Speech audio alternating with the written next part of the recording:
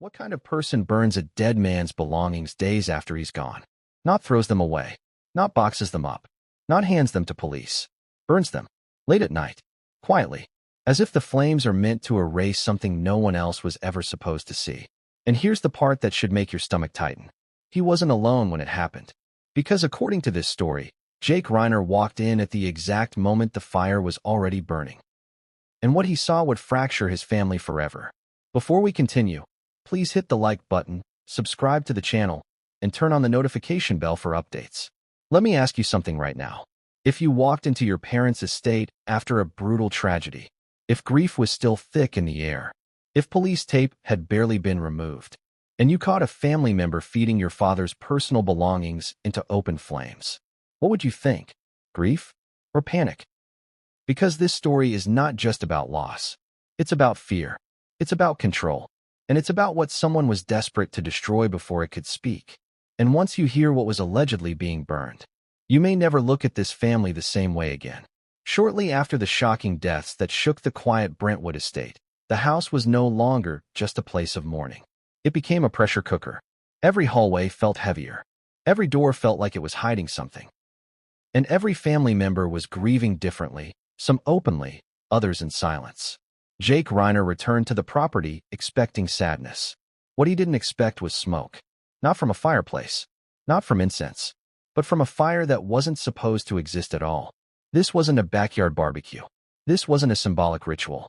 This was destruction, and it was happening fast. According to the narrative, the fire pit behind the estate had been lit late. Too late to be casual, too deliberate to be accidental.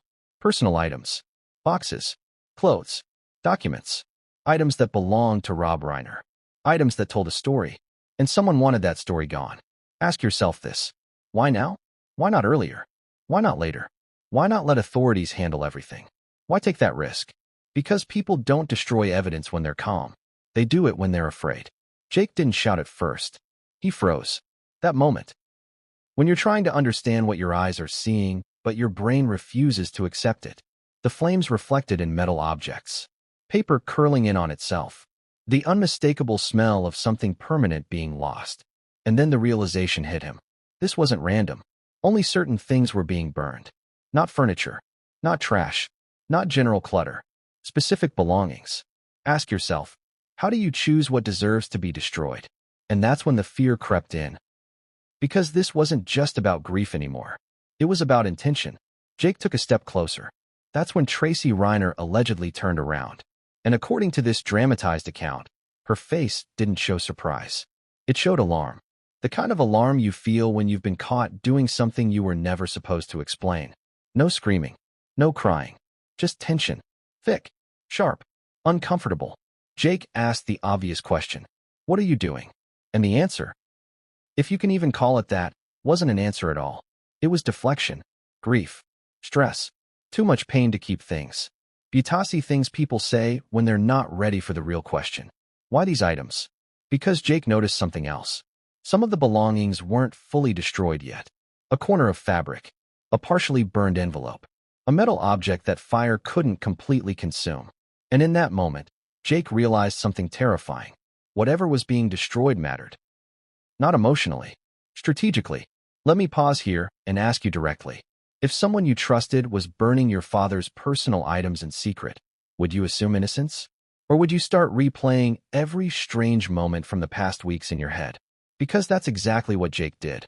Suddenly, earlier conversations felt different. Silences felt louder. Excuses felt rehearsed. And then there was Romy. Romy Reiner hadn't just been grieving. She had been afraid. According to the larger narrative, she had already told authorities she believed a dangerous family member existed. Think about how heavy that is. Not a stranger. Not an outsider. Family. So when Jake saw the fire, a horrifying thought crossed his mind. What if this wasn't about mourning?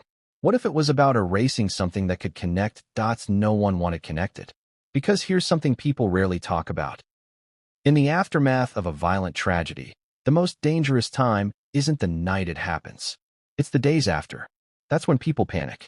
That's when stories change. That's when evidence disappears. And fire is final. Fire doesn't ask questions. Fire doesn't leave fingerprints. Fire doesn't testify. It just consumes. Jake allegedly moved closer to the pit. That's when he saw it. One item, half-burned, slipped from the pile. Not ash yet.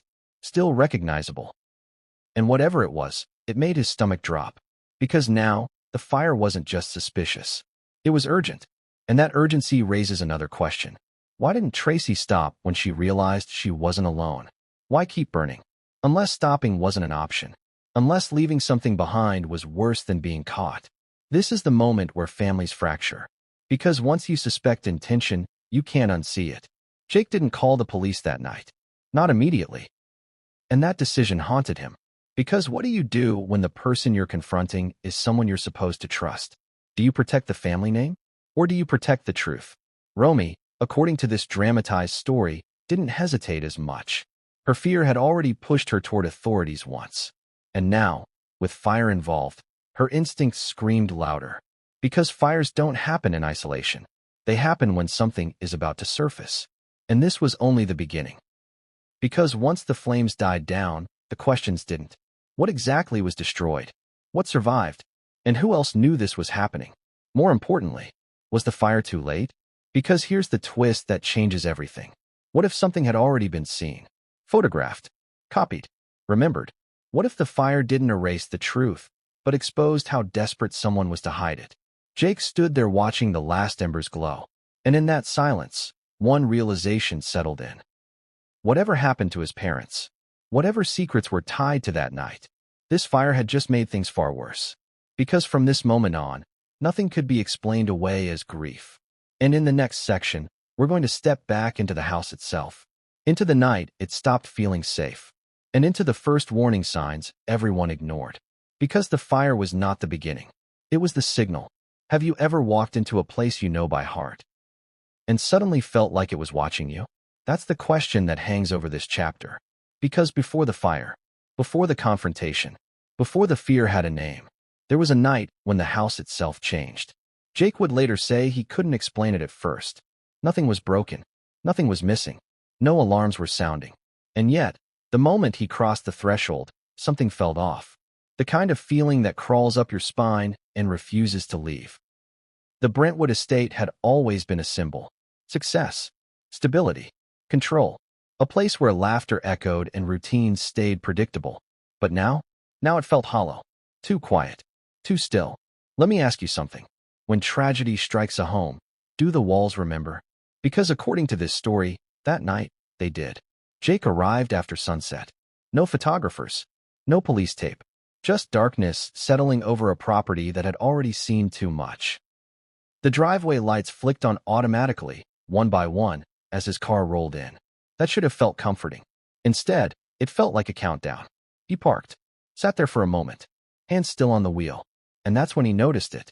One light inside the house was on. Just one. Not the living room. Not the kitchen. An upstairs room. Ask yourself this. If no one was supposed to be staying there, why was that light on? Jake told himself not to spiral. Grief plays tricks on you. Your mind looks for patterns where none exist. But as he stepped out of the car, the silence pressed in harder. No voices. No television. No background noise. Just the soft hum of electricity and the faint rustle of leaves. He entered through the side door. The air inside felt different. Cooler. Staler. Like the house had been closed up too long, even though it hadn't. And then came the smell. Not smoke. Not yet. Something sharper. Metallic. Have you ever noticed how fear has a smell? Jake moved slowly, each step measured. He called out a name. No answer. He called out again. Still nothing. That's when he noticed the hallway. Family photos still lined the walls. Smiling faces frozen in time. But something was missing. Not a picture. A feeling. Those photos no longer felt warm. They felt like evidence. Jake reached the living room. The furniture was untouched. Cushions aligned. Nothing overturned. Which somehow made it worse. Because chaos you can understand. Stillness feels intentional. He moved toward the kitchen. That's where he saw it. A drawer slightly open. Not wide. Just enough to notice. Inside, papers. Not scattered. Sorted. Stacks that had clearly been gone through. Now let me stop you right here. Who organizes paperwork in the middle of mourning? Who sorts documents instead of collapsing into grief? Jake didn't touch the drawer. He backed away. That upstairs light was still on. And suddenly, it felt like a signal. The stairs creaked as he climbed them, each step louder than the last. He told himself to breathe, told himself not to imagine things. But imagination doesn't create open drawers. It doesn't turn lights on by itself. Halfway up the stairs, he heard it. A sound. Soft. Rhythmic. Not footsteps. Movement. He froze. The sound stopped, then resumed, coming from the direction of that lit room. Jake continued. Slowly. Carefully. The door was ajar, just like the drawer downstairs. A pattern forming. He pushed the door open.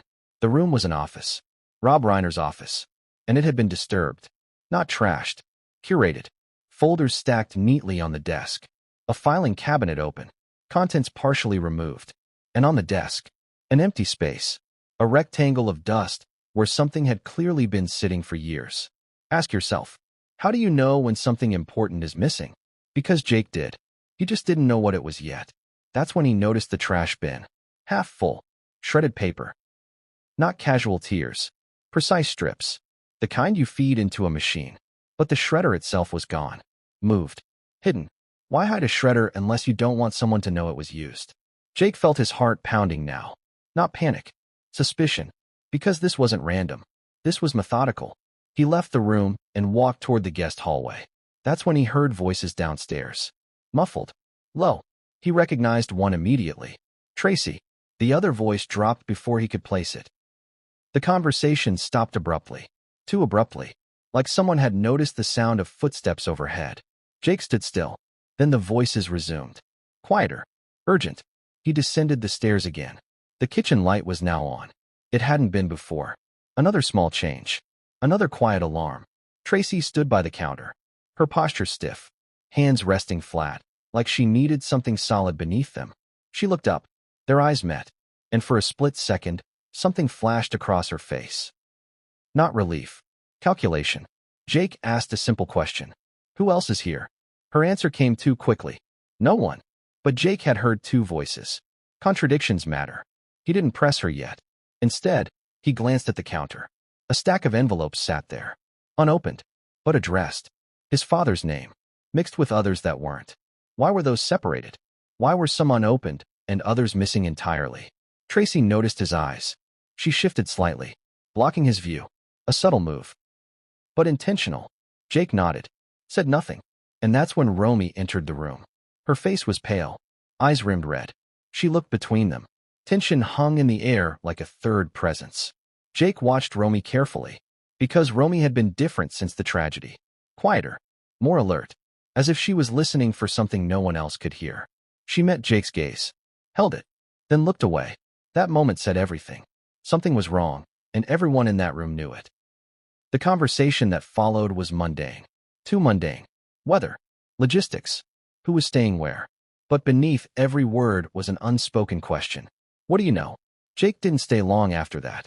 He made an excuse. Said he needed air. Outside, the night felt heavier than before. That's when he noticed the backyard. A fire pit.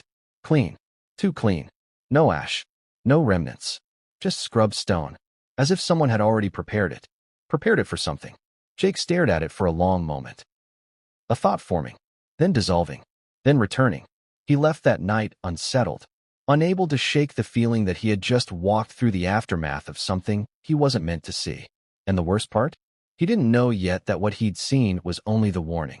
Because the next time he returned, the fire would already be burning, and the house would no longer pretend to be safe.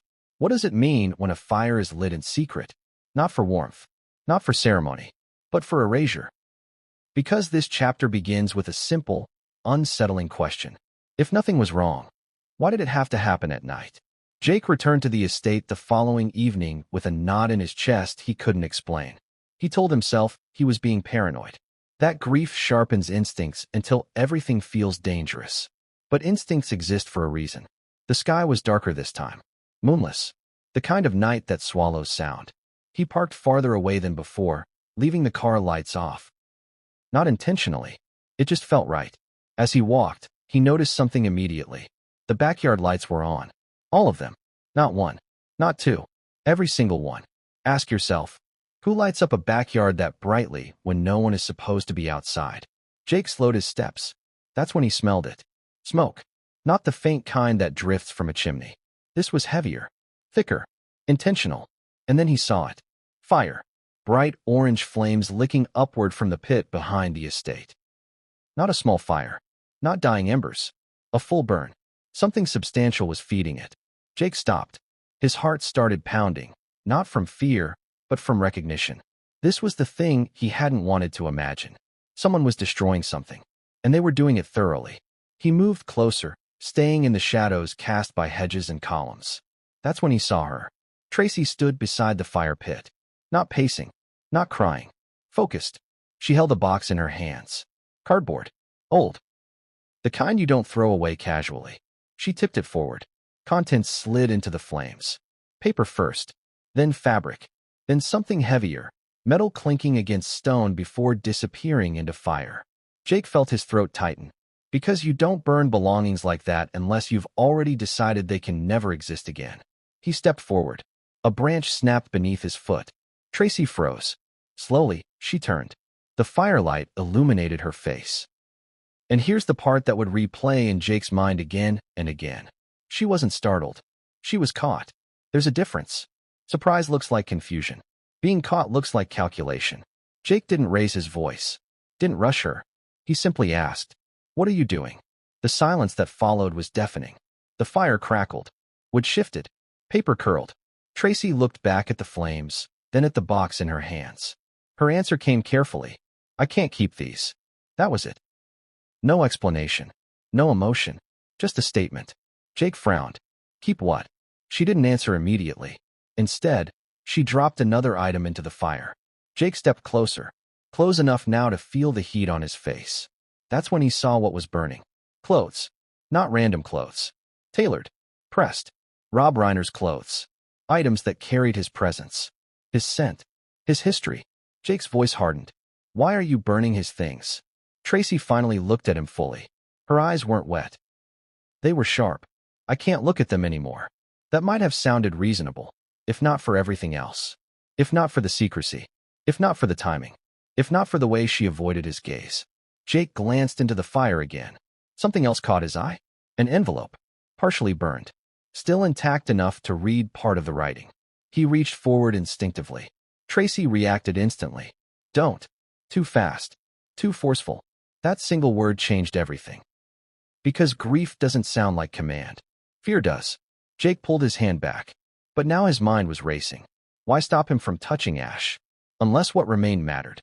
Unless it said something. Jake asked another question. Why now? Her answer didn't come right away. She inhaled slowly. Exhaled. I need this over with. Over with. Let that phrase sit for a second. Over with implies an end. An end to what? The pain? The memories? Or the risk? Jake gestured toward the box. What else is in there? Tracy shook her head. Nothing you need to worry about. That's when Jake knew. Whatever was being burned wasn't meant for him. Or anyone else. This wasn't mourning. It was containment. Jake crouched slightly, peering into the fire pit. That's when he saw it. A leather-bound item. Edges blackened. Cover cracked. But not destroyed yet. Something about it felt important. Personal. The kind of object someone keeps close. Jake's breath caught. Is that? Tracy moved again. Fast. She nudged it deeper into the flames with a metal poker. The leather curled. The spine collapsed. The fire roared higher. That was the moment. The moment Jake realized this wasn't spontaneous. This had been planned. The box hadn't been grabbed in a moment of emotional collapse. It had been prepared. Sorted. Chosen. Ask yourself something. If you were overwhelmed by grief, would you sort through belongings so carefully? Or would you destroy everything in sight? Precision tells a story. Jake stood. His hands clenched into fists. Did anyone else know you were doing this? Tracy hesitated. Just a fraction of a second. But that was enough. Romy? Jake asked. Her jaw tightened. She doesn't need to see this. That answer terrified him. Because it implied someone had already decided who could handle the truth. And who couldn't. Jake took a step back. The fire continued to consume. He felt like he was watching a clock count down. Every second another piece of the past vanished. He wanted to stop it. Wanted to dump water on the flames. Wanted to demand answers. But something held him in place. Shock. Disbelief. The realization that this might already be too late. That's when Romy appeared at the edge of the yard. She stopped short when she saw the fire. Her eyes widened. Then they locked onto Jake. And in that look was something unmistakable. Fear. Not confusion. Fear. Romy's voice was quiet. What's happening? No one answered her right away. The fire answered instead. A loud crack as something collapsed inward. Tracy spoke without turning. I'm cleaning up. Romy didn't move closer. She didn't ask what was being burned. Almost as if she already knew. Jake looked between them. This was no longer a private moment. This was a line being drawn. Romy's hands trembled slightly. Why didn't you wait? She asked. Wait.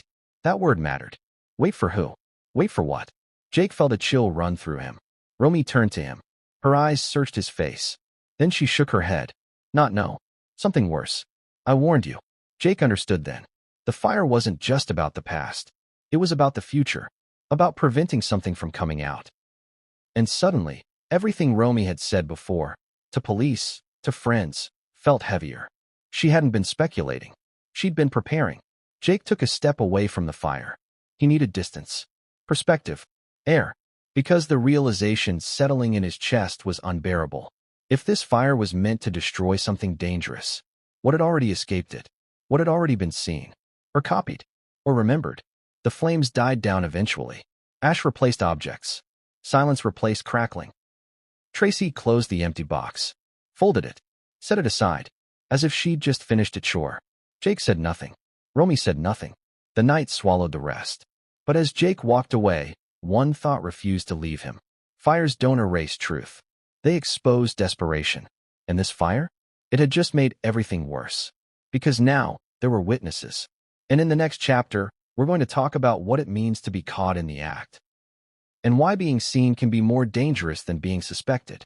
Because the moment Jake locked eyes with Tracy beside those flames, the family's secrets stopped being private.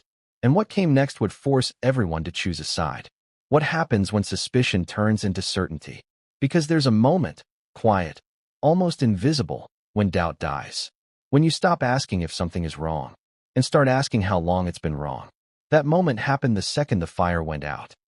The flames were gone. The heat lingered. Ash settled into the cracks of the stone pit like it belonged there. And suddenly, the night felt too still. Jake stood a few steps back from the fire pit, arms crossed tightly against his chest, not because he was cold, but because his body needed something to hold on to. Romy hadn't moved. She stood frozen at the edge of the yard, as if stepping any closer might drag her into something she couldn't escape. Tracy, on the other hand, moved with purpose. She folded the empty cardboard box carefully, too carefully. Then she brushed ash from her hands, one palm against the other, slow and deliberate. A ritual, not grief. A cleanup. Let me ask you something. If you were caught destroying something important, would you rush to explain yourself? Or would you act like it was already over? Because Tracy didn't explain. She didn't apologize. She acted like the moment had passed. Like Jake and Romy were late. Jake finally broke the silence. Who told you to do this? Tracy paused. Just long enough. I don't need permission. That answer landed wrong. Not defensive. Defiant. Jake stepped forward again, anger finally pushing past shock. You don't get to decide what disappears. Her eyes flashed. I do when it hurts too much to keep. There it was again. Pain is justification. But pain doesn't make you selective. Pain doesn't make you burn specific items at night. Jake gestured toward the fire pit. Then why not everything? The question hung in the air. Romy shifted uncomfortably. She knew where this was going. Tracy's jaw tightened. You're twisting this. No. Jake replied quietly. I'm finally seeing it. That's when Romy spoke again. Her voice was small, but steady. Was anything from the office in there? Tracy turned sharply. No. Too fast. Jake noticed it immediately. Why does that matter? Tracy asked. Romy swallowed. Because things have been missing. That admission changed the temperature of the conversation. Jake looked at Romy, surprised. Missing how? Romy glanced back toward the house. Lowered her voice. Files. Personal things. Stuff Dad never moved. Jake felt a dull ache behind his eyes. Because now, the fire wasn't an isolated event. It was part of a pattern. Tracy exhaled sharply. You're both exhausted. You're imagining things. That word. Imagining. It's what people say when they want to shut down a conversation. Jake shook his head slowly. I was upstairs last night. Tracy stiffened. I saw the desk. Her shoulders tensed. The drawers. Her eyes narrowed. The empty space. That's when Tracy lost control, just for a second. What do you want from me? She snapped. There it was. The crack. Jake didn't raise his voice. He leaned in slightly. I want to know what you were afraid of us seeing. Silence. Heavy. Romy hugged her arms around herself. This wasn't a fight anymore. It was an exposure. Tracy looked at Romy, then back at Jake. Her tone shifted. Lower. Measured. You don't understand everything that was in this house. Jake replied instantly. Then help us understand. She looked away, toward the dark yard, toward the extinguished fire pit. Some things, she said slowly, were better left in the past. Ask yourself this. Who decides that? And more importantly, why now? Jake pressed. Did anyone else see what you burned? Tracy hesitated again. A pattern forming. No. Romy's head snapped up. That's not true. The words hit like a slap. Jake turned to Romy. What do you mean? Romy's voice shook, but she didn't stop. I saw the box earlier. Tracy's eyes widened. Romy. It was in the garage, Romy continued. By the shelves. I asked what it was. Jake felt his heart race. What did she say? He asked. Romy swallowed hard. She said it was donations. Donations? Let that sink in. If it was donations, why burn it? Jake looked back at Tracy. Her silence was answer enough. You lied, he said. She snapped back. I simplified. No, Jake replied. You hid it. This wasn't about miscommunication anymore. It was about trust. And trust was crumbling fast. Jake took a step back, ran a hand through his hair. He felt overwhelmed, not just by what had happened, but by what it implied. If Tracy was willing to lie about this, what else had she lied about? Romy looked like she might cry, but she didn't. Instead, she asked the question Jake hadn't yet dared to say out loud. Were you trying to protect someone? The night seemed to hold its breath. Tracy's expression hardened. Protect this family. That answer didn't help. It made everything worse. Because protecting a family doesn't usually involve secrecy and fire. Jake felt a shift inside himself. A decision forming. Did you tell the police about this? He asked. Tracy turned sharply. No. Romy's breath hitched. Why not? Because it's nothing. Jake laughed softly, but there was no humor in it. You don't burn nothing. Tracy stepped closer to him now, lowered her voice. You think you're helping, but you're not. Jake met her gaze. I think you're scared. That word landed hard. Tracy's composure cracked again. You have no idea what you're accusing me of. Jake didn't blink. I know what I saw. That's the danger of being caught in the act. Once someone sees it, you lose control of the story. Romy took a step toward Jake. We should tell someone, she said quietly. Tracy snapped her head toward her. No. The force in that word stunned them both. Romy recoiled slightly. Jake stepped between them instinctively. Don't talk to her like that. Tracy's breathing quickened. You're making this bigger than it needs to be. Jake shook his head. You already did. The fire had done more than destroy objects. It had exposed fear. And fear makes people dangerous. Jake looked at Romy. They didn't need to speak. The understanding passed between them silently. This wasn't going away. Not now. Not ever. Tracy sensed it. Her voice softened suddenly. Pleading. We've all been through enough. That line might have worked earlier. Before the fire. Before the lies. But now? It sounded like a last attempt to regain control. Jake replied calmly. Then stop making it worse. Tracy stared at him. At Romy. At the pit of ash behind them. And for the first time that night, she looked uncertain. Not guilty. Uncertain. As if she was realizing something too late. That being caught wasn't the end. It was the beginning. Because now, there were two people watching her. Two people remembering. Two people asking questions. Jake turned away first. I'm leaving, he said. But this isn't over. Romy hesitated. Then followed him. They walked toward the house together. Neither spoke. Behind them, Tracy remained by the pit. Alone. Jake didn't look back. But one thought burned in his mind. If this was what she was willing to destroy in front of them, what had already been destroyed before they arrived, and more importantly, what hadn't been destroyed yet. Because in the next chapter, we're going to talk about the items that were chosen, the ones that mattered, the ones that didn't, and why selection tells you more than fire ever could, because the truth wasn't burned away that night. It was narrowed.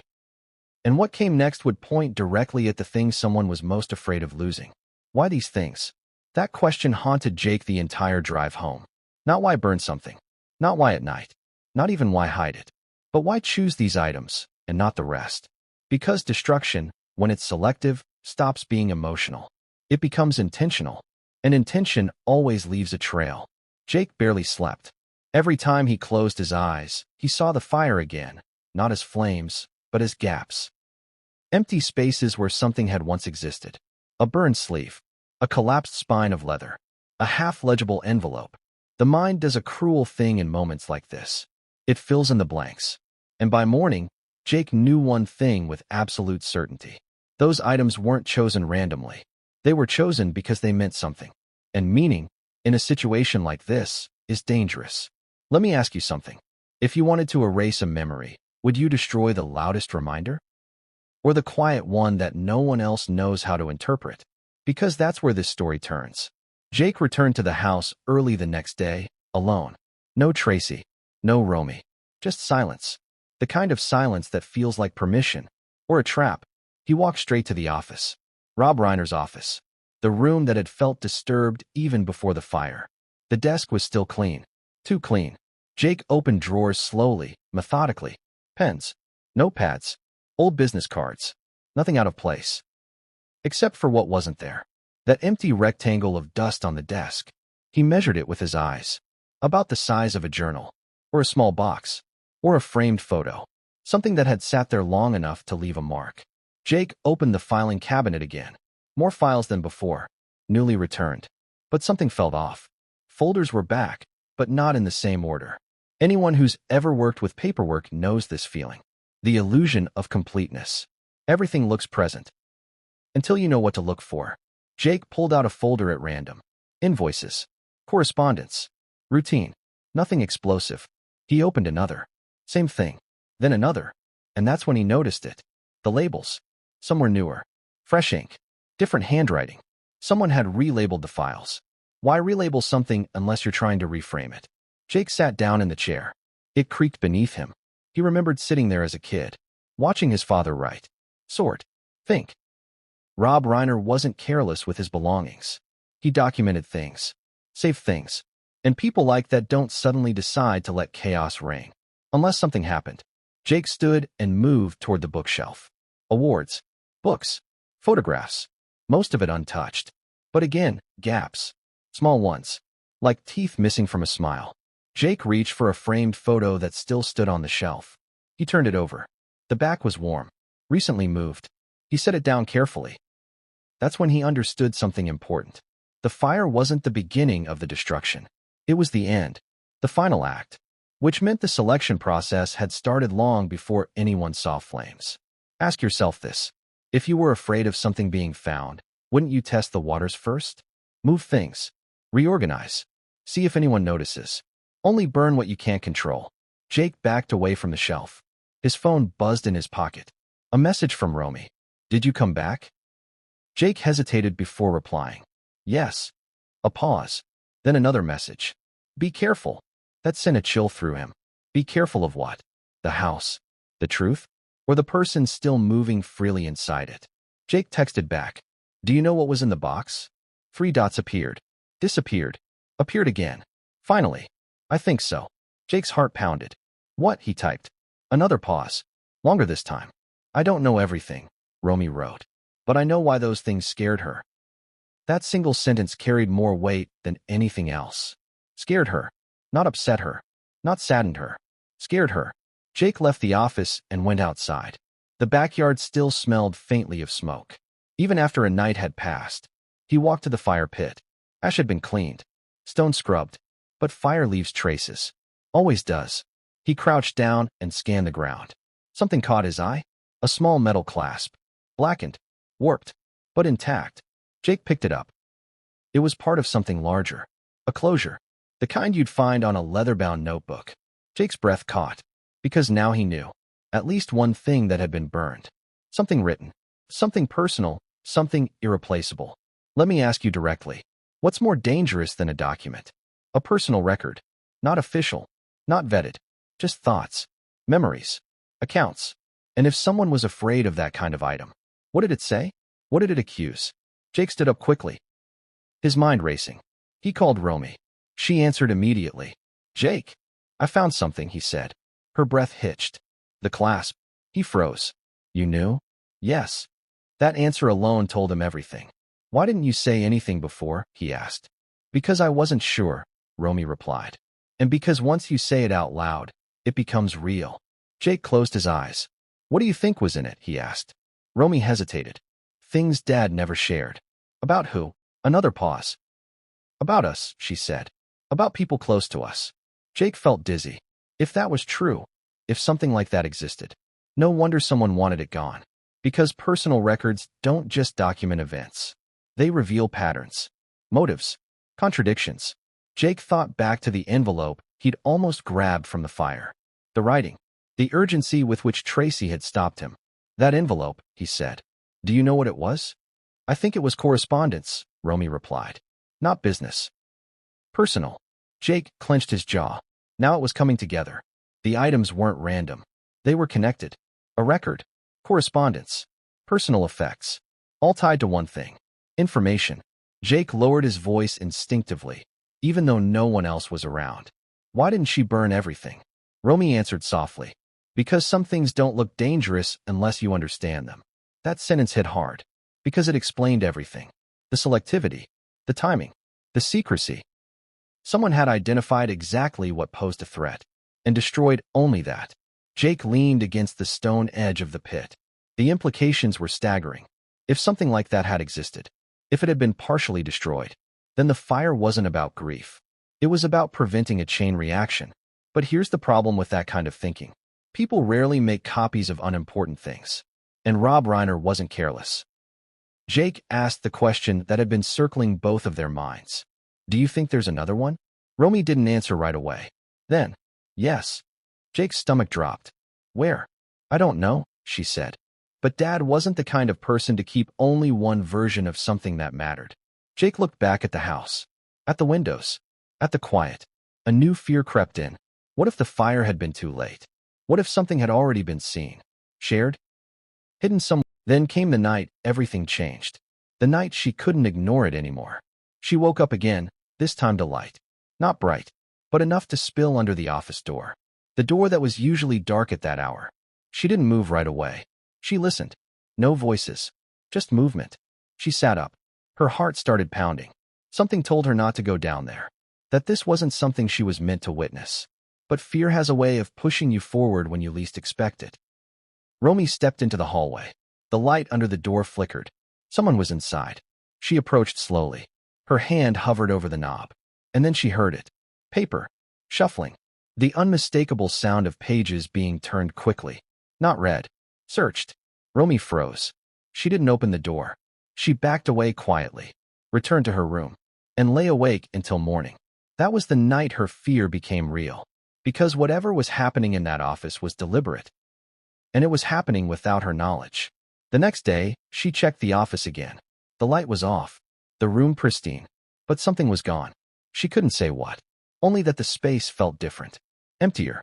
Like a presence had been removed. Romy tried to tell herself she was being dramatic. But her body didn't believe her. Her hands shook when she thought about it. Her chest tightened when she walked past that door. And then, after the tragedy, everything clicked into place. The locked drawer. The missing items. The late-night activity. And then the fire. The fire erased any remaining doubt. Because grief doesn't explain secrecy. Fear does. Let me be very clear here. Romy didn't go to the authorities lightly. She agonized over it. She questioned herself over and over. Am I imagining this? Am I overreacting? Am I about to destroy my own family? But here's the thing about fear. It doesn't ask permission. It demands action. And when Romy finally spoke up, she didn't accuse. She warned. She told them she believed there was someone dangerous. Not because she wanted someone punished, but because she wanted someone to look, to pay attention, to ask the questions she was too afraid to ask herself. After that, she felt exposed, vulnerable, as if she'd crossed an invisible line. She watched people more closely, listened more carefully, noticed the way some conversations stopped when she entered. The way eyes followed her a little too intently. She started locking her own door at night. Something she'd never done before. Ask yourself this. When someone starts protecting themselves quietly, what does that tell you? It tells you they're afraid of being seen as paranoid. It tells you they're afraid of being right. Romy didn't tell Jake everything at first. She didn't want to burden him, didn't want to be the one to say it out loud. But when he saw the fire, when he asked the questions she'd been carrying alone, she knew she couldn't keep silent anymore.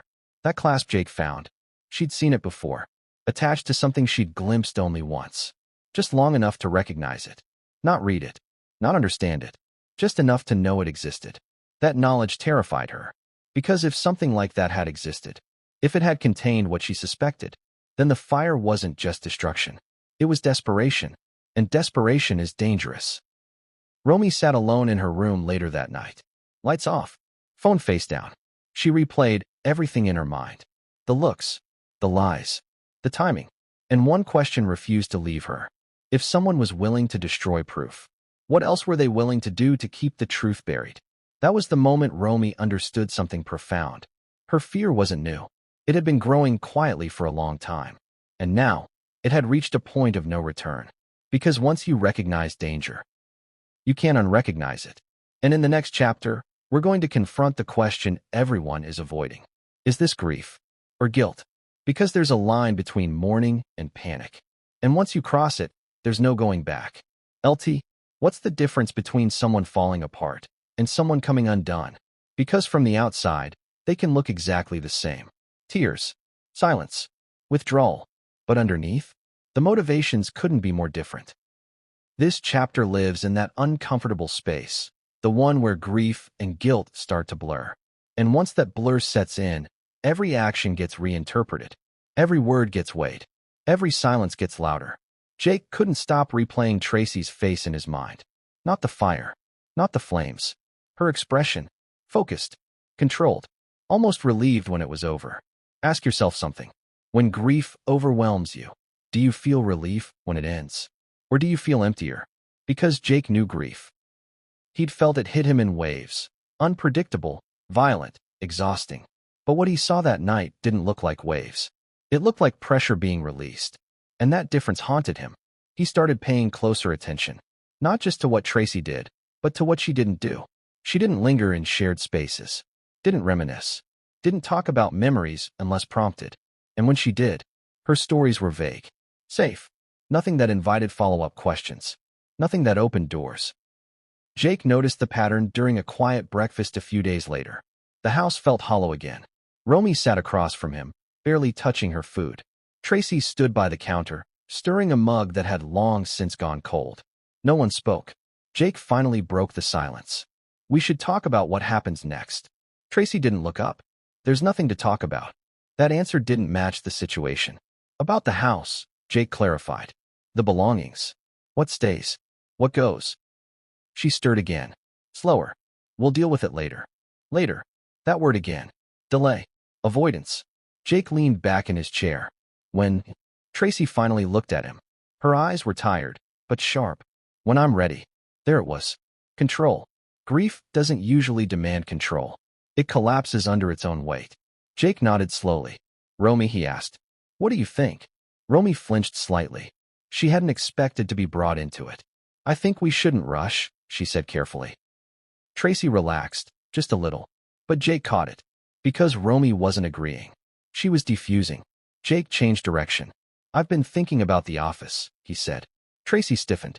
I don't want to talk about that room. That was immediate. Defensive. Jake pressed gently. Why? Her response came too quickly. It's painful. Romy looked down at the table. Jake studied Tracy's face. If pain was the reason, why avoid the room entirely? Why reorganize it? Why erase parts of it? Jake asked the question that had been circling his mind for days. Are you afraid of what's in there? Silence. Romy held her breath. Tracy set the spoon down. Carefully. I'm afraid of what this family is becoming, she said. A redirect. Jake didn't bite. I'm afraid of secrets, he replied. Because secrets rot. That struck a nerve. Tracy's jaw tightened. You think I'm hiding something? Jake didn't hesitate. I think you're protecting something. Her eyes flashed. You don't know what you're talking about. Romy looked up then. Her voice was soft, but firm. We just want to understand. Tracy laughed, short, sharp. There's nothing to understand. That's when Jake realized something important. She wasn't grieving outwardly because she couldn't afford to. Grief is unpredictable. It cracks you open. And someone who's holding something together with sheer will can't risk that. Jake stood up. I'm going for a walk. He needed space, air, perspective. Outside, the sun felt wrong, too bright for what was happening inside that house. Jake walked the perimeter slowly, thinking, watching. That's when he noticed something new. The trash bins. They'd been emptied. Early. Too early. He checked the pickup schedule. It wasn't scheduled until the next day. Why rush garbage removal? Unless you don't want anyone digging through it. Jake felt his stomach twist. He returned inside and went straight to the garage. Boxes stacked neatly along the wall. Labeled. Sorted. Again, precision. He opened one. Old clothes. Another. Books. Nothing alarming. Then he reached a box marked simply, miscellaneous. Inside ash. Not much, but enough. Ash mixed with fragments. Paper fibers. Burned edges. Jake closed the box quickly. His heart pounded. He hadn't imagined it. There were remnants. Not enough to reconstruct anything, but enough to prove something had been destroyed beyond the fire pit. This wasn't impulsive. This was systematic. Jake backed away. That's when he heard footsteps behind him. Tracy. She stood in the doorway. Her eyes dropped to the box, then back to his face. You shouldn't go through things, she said quietly. Jake met her gaze. You shouldn't destroy them. The words hung between them. Heavy. Dangerous. Romy appeared behind Tracy. She took in the scene instantly.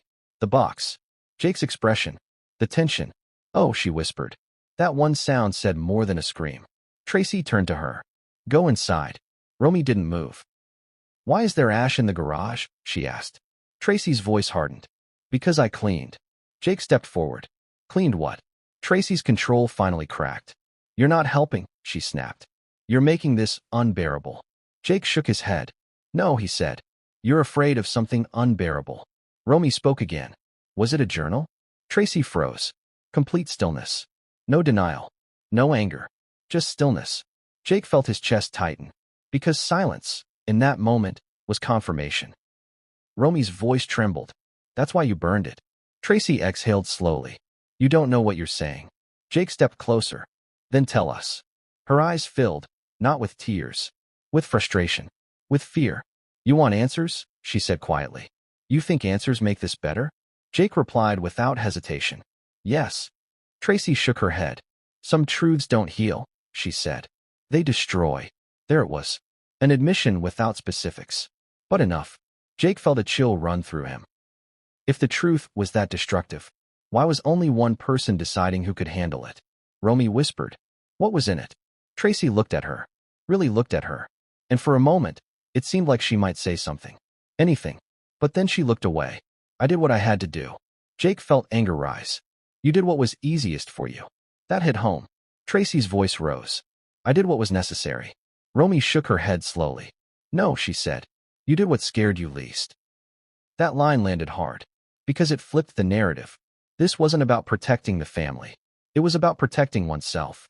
Jake felt clarity settle in. This wasn't grief. This was guilt adjacent. Maybe not guilt over a crime, but guilt over knowledge, over complicity, over silence. Jake realized something else too. People carrying guilt often try to control the narrative. They clean. They organize. They erase.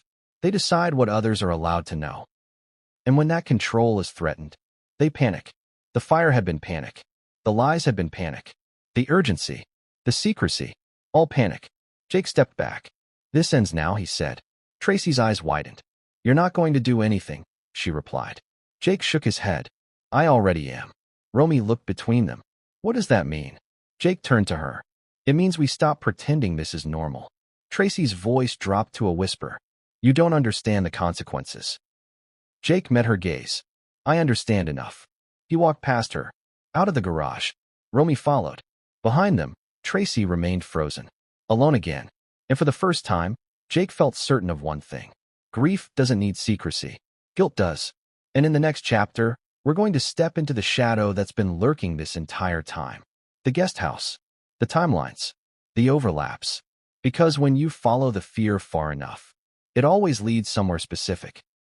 And what waited there would force everyone to confront the one question they'd been avoiding from the start.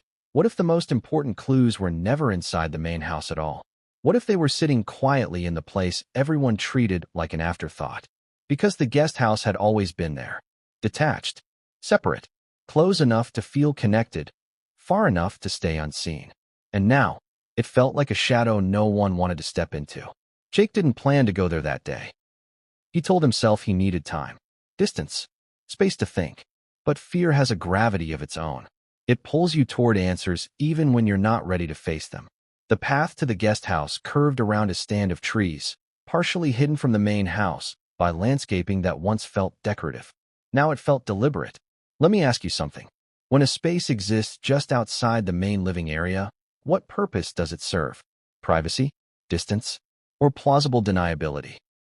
Jake walked slowly, noticing things he'd never paid attention to before.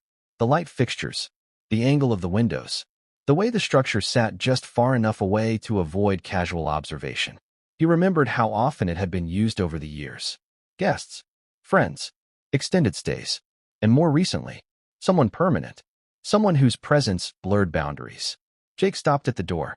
It was locked. That alone wasn't suspicious, until he remembered something Romy had said weeks earlier. He never locked it during the day.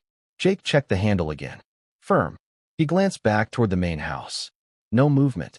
No one watching. Or so it seemed. He tried the side door. Unlocked.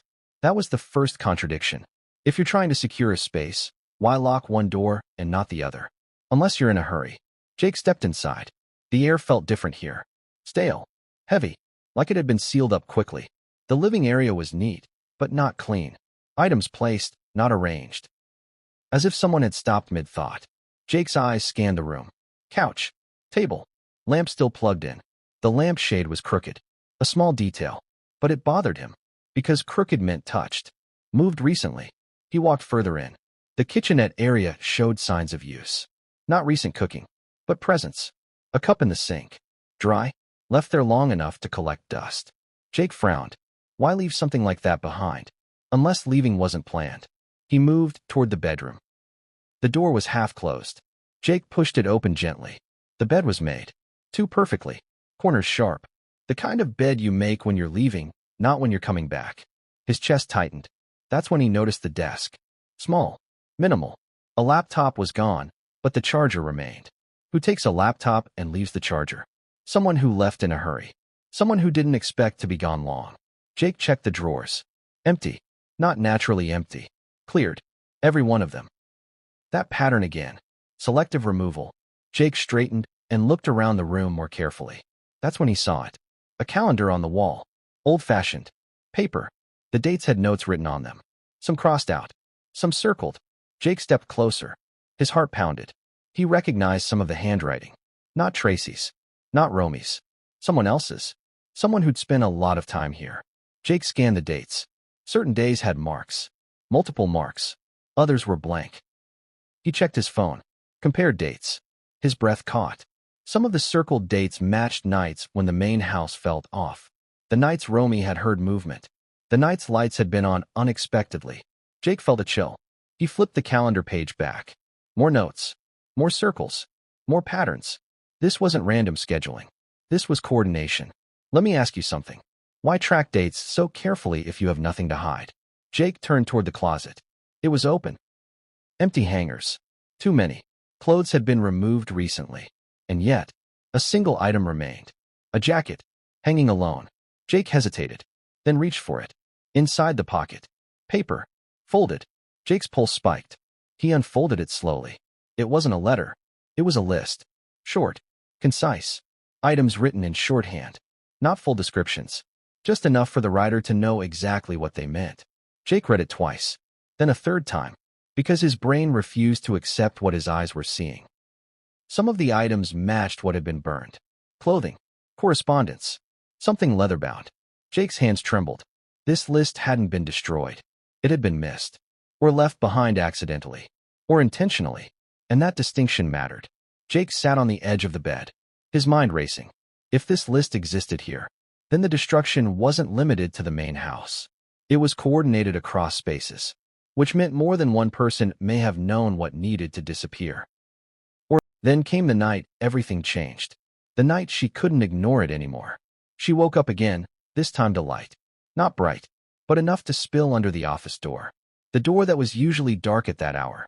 She didn't move right away. She listened. No voices. Just movement. She sat up. Her heart started pounding. Something told her not to go down there. That this wasn't something she was meant to witness. But fear has a way of pushing you forward when you least expect it. Romy stepped into the hallway. The light under the door flickered. Someone was inside. She approached slowly. Her hand hovered over the knob. And then she heard it. Paper. Shuffling. The unmistakable sound of pages being turned quickly. Not read. Searched. Romy froze. She didn't open the door. She backed away quietly, returned to her room, and lay awake until morning. That was the night her fear became real. Because whatever was happening in that office was deliberate. And it was happening without her knowledge. The next day, she checked the office again. The light was off. The room pristine. But something was gone. She couldn't say what. Only that the space felt different. Emptier. Like a presence had been removed. Romy tried to tell herself she was being dramatic. But her body didn't believe her. Her hands shook when she thought about it. Her chest tightened when she walked past that door. And then, after the tragedy, everything clicked into place. The locked drawer. The missing items. The late-night activity. And then the fire. The fire erased any remaining doubt. Because grief doesn't explain secrecy. Fear does. Let me be very clear here. Romy didn't go to the authorities lightly. She agonized over it. She questioned herself over and over. Am I imagining this? Am I overreacting? Am I about to destroy my own family? But here's the thing about fear. It doesn't ask permission. It demands action. And when Romy finally spoke up, she didn't accuse. She warned. She told them she believed there was someone dangerous. Not because she wanted someone punished, but because she wanted someone to look, to pay attention, to ask the questions she was too afraid to ask herself. After that, she felt exposed, vulnerable, as if she'd crossed an invisible line. She watched people more closely, listened more carefully, noticed the way some conversations stopped when she entered. The way eyes followed her a little too intently. She started locking her own door at night, something she'd never done before. Ask yourself this. When someone starts protecting themselves quietly, what does that tell you? It tells you they're afraid of being seen as paranoid. It tells you they're afraid of being right. Romy didn't tell Jake everything at first. She didn't want to burden him, didn't want to be the one to say it out loud. But when he saw the fire, when he asked the questions she'd been carrying alone, she knew she couldn't keep silent anymore. That clasp Jake found, she'd seen it before, attached to something she'd glimpsed only once, just long enough to recognize it. Not read it, not understand it, just enough to know it existed. That knowledge terrified her, because if something like that had existed, if it had contained what she suspected, then the fire wasn't just destruction. It was desperation, and desperation is dangerous. Romy sat alone in her room later that night. Lights off, phone face down. She replayed everything in her mind. The looks, the lies, the timing, and one question refused to leave her. If someone was willing to destroy proof, what else were they willing to do to keep the truth buried? That was the moment Romy understood something profound. Her fear wasn't new. It had been growing quietly for a long time. And now, it had reached a point of no return. Because once you recognize danger, you can't unrecognize it. And in the next chapter, we're going to confront the question everyone is avoiding. Is this grief or guilt? Because there's a line between mourning and panic. And once you cross it, there's no going back. LT, what's the difference between someone falling apart and someone coming undone?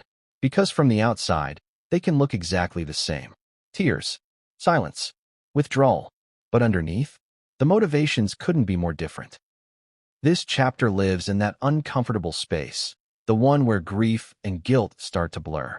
And once that blur sets in, every action gets reinterpreted. Every word gets weighed. Every silence gets louder. Jake couldn't stop replaying Tracy's face in his mind. Not the fire, not the flames. Her expression, focused, controlled, almost relieved when it was over. Ask yourself something. When grief overwhelms you, do you feel relief when it ends? Or do you feel emptier? Because Jake knew grief. He'd felt it hit him in waves, unpredictable, violent, exhausting. But what he saw that night didn't look like waves. It looked like pressure being released. And that difference haunted him. He started paying closer attention, not just to what Tracy did, but to what she didn't do. She didn't linger in shared spaces, didn't reminisce, didn't talk about memories unless prompted. And when she did, her stories were vague. Safe. Nothing that invited follow-up questions. Nothing that opened doors. Jake noticed the pattern during a quiet breakfast a few days later. The house felt hollow again. Romy sat across from him, barely touching her food. Tracy stood by the counter, stirring a mug that had long since gone cold. No one spoke. Jake finally broke the silence. We should talk about what happens next. Tracy didn't look up. There's nothing to talk about. That answer didn't match the situation. About the house, Jake clarified. The belongings. What stays? What goes? She stirred again. Slower. We'll deal with it later. Later. That word again. Delay. Avoidance. Jake leaned back in his chair. When Tracy finally looked at him, her eyes were tired, but sharp. When I'm ready. There it was. Control. Grief doesn't usually demand control. It collapses under its own weight. Jake nodded slowly. Romy, he asked. What do you think? Romy flinched slightly. She hadn't expected to be brought into it. I think we shouldn't rush, she said carefully. Tracy relaxed, just a little. But Jake caught it. Because Romy wasn't agreeing. She was defusing. Jake changed direction. I've been thinking about the office, he said. Tracy stiffened. I don't want to talk about that room. That was immediate. Defensive. Jake pressed gently. Why? Her response came too quickly. It's painful. Romy looked down at the table. Jake studied Tracy's face. If pain was the reason, why avoid the room entirely? Why reorganize it? Why erase parts of it? Jake asked the question that had been circling his mind for days. Are you afraid of what's in there? Silence. Romy held her breath. Tracy set the spoon down. Carefully. I'm afraid of what this family is becoming, she said. A redirect. Jake didn't bite. I'm afraid of secrets, he replied. Because secrets rot. That struck a nerve. Tracy's jaw tightened. You think I'm hiding something? Jake didn't hesitate. I think you're protecting something. Her eyes flashed. You don't know what you're talking about. Romy looked up then. Her voice was soft, but firm.